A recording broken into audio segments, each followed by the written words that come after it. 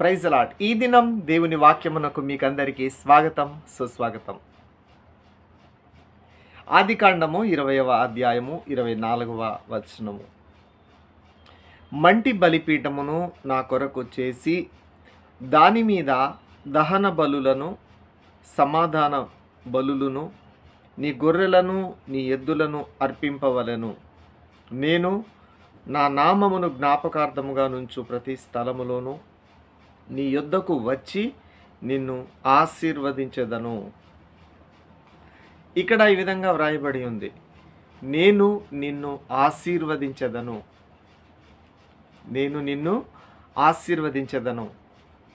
దేవుడు ఆశీర్వదించడానికి ఒక క్రమమును, ఒక పద్ధతిని ఇక్కడ చెప్పినట్లుగా మనం చూస్తూ ఉన్నాం. ముందు ఒక మంటి బలిపీఠమును దేవుని కొరకు చేయాలి. బలిపీఠం అనగా అక్కడ బలి పశువు దహనమవుతూ ఉంది, బలి అర్పించడానికి.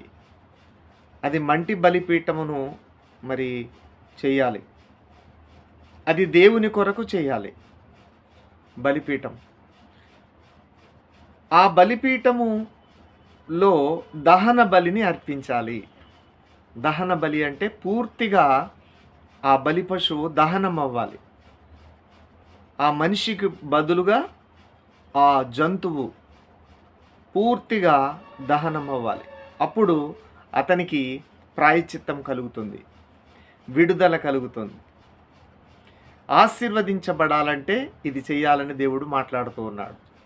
అయితే పాత నిబంధన కాలంలో గొర్రెలు, పశువులు ఈ విధంగా దహన బలిగా అర్పించేవారు.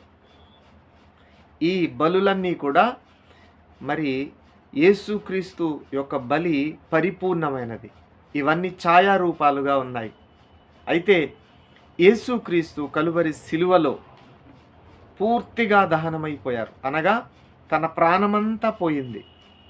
పూర్తిగా ఆయన రక్తమంతా కార్చారు. మన కొరకు కలువరి సిలువలో బలి అయ్యారు. 3 రోజులు సమాధిలో ఉండి తిరిగి లేచారు. ఇక్కడ దేవుడు అంటున్నాడు, ఇక్కడ దహన బలిని అర్పించాలి. 2 సమాధాన బలులను కూడా నీ గొర్రెలను, ఎద్దులను అర్పించవలెను. 1 దహన బలి జరగాలి, 2వది సమాధాన బలి. అంటే దేవునితో మనుషుడు సమాధాన పడాలి. ఎందుకు ఈ సమాధాన బలి అంటే మనుషులు పాపం చేశారు. దేవునితో సమాధానం పడాలంటే ఆ పాపము క్షమించబడాలి. ఆ పాపము పోవాలంటే రక్తము చిందించబడాలి. అందుకు సమాధాన బలిగా జంతువులను అర్పించేవారు. కానీ కలువరి సిలువలో మనలందరినీ కూడా సమాధానపరుచుకునే నిమిత్తము మరి దేవుడు మన కొరకు ఒక సమాధాన బలిగా ఆయన బలి అయినట్లుగా మనం చూస్తూ ఉన్నాం.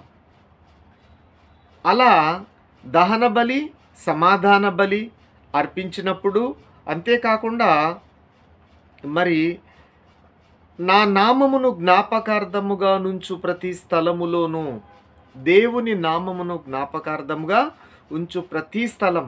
ఈ 2 ఏం చేస్తున్నాయంటే దేవుని నామమును, ఈ 2 బలులు దేవుని నామములో చేసినప్పుడు దేవుని నామములో జ్ఞాపకార్థంగా ఉంచే స్థలములో దేవుడు వచ్చి అట్లా చేసినప్పుడు ఆ మనుషులను, ఆ కుటుంబాలను నేను ఆశీర్వదించేదను అని దేవుడు మాట్లాడుతూ ఉన్నాడు.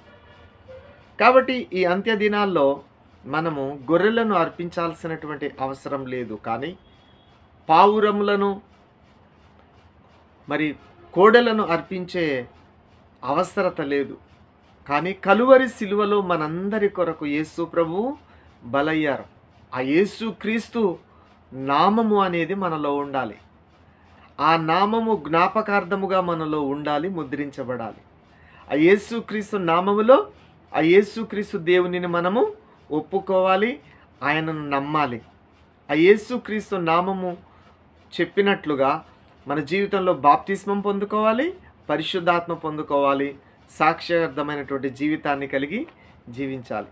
అంతేకాకుండా ఆ యేసు ప్రభువు కార్చినటువంటి బలి అయినప్పుడు కార్చినటువంటి రక్తముతో మన పాపములను మనం ఒప్పుకొని కడుగుకున్నట్లయితే ఆ యేసుక్రీస్తు అనుగ్రహించు వాక్యము ప్రకారము మనము ఆ వాక్య ప్రకారము మనం జీవించినట్లయితే ఆ యేసుక్రీస్తు మరి అనుగ్రహించు పరిశుద్ధాత్మను మనం పొందుకొని ఆయన సేవలో మనము సాక్షులుగా పరిచారకులుగా ఆయన నామములో మనం పనిచేసినట్లయితే ఈ అంత్య దినాల్లో మనలను దేవుడు ఆశీర్వదిస్తానని దేవుడు మాట్లాడుతూ ఉన్నాడు.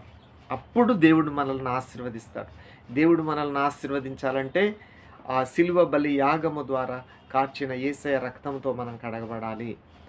ఆ బలియాగము అయ్యింది కాబట్టి మనము మన హృదయంలో పశ్చాత్తాపము పాపము ఒప్పుకొని దేవునికి ఇష్టం కాని వాటిని విడిచిపెట్టి ఆయన మరి శక్తితో నింపబడ్డప్పుడు దేవుడు మనలను బహుగా ఆశీర్వదించబోతూ ఉన్నాడు.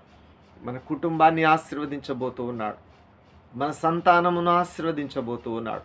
మన సేవను దేవుడు ఆశీర్వదించబోతూ ఉన్నాడు. మనం కలిగి ఉన్న వాటినన్నిటినీ మనం చేసే ప్రయత్నములలో దేవుడు మనలను దీవించబోతూ ఉన్నాడు, అభివృద్ధి చేయబోతూ ఉన్నాడు.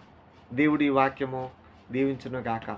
దేవుడు మరి మిమ్మును మీ కుటుంబాలను ఆశీర్వదించునుగాక. ఆయన నామములో మిమ్మును దేవుడు బహుగా ఆశీర్వదించునుగాక. ఆమేన్. Praise lord.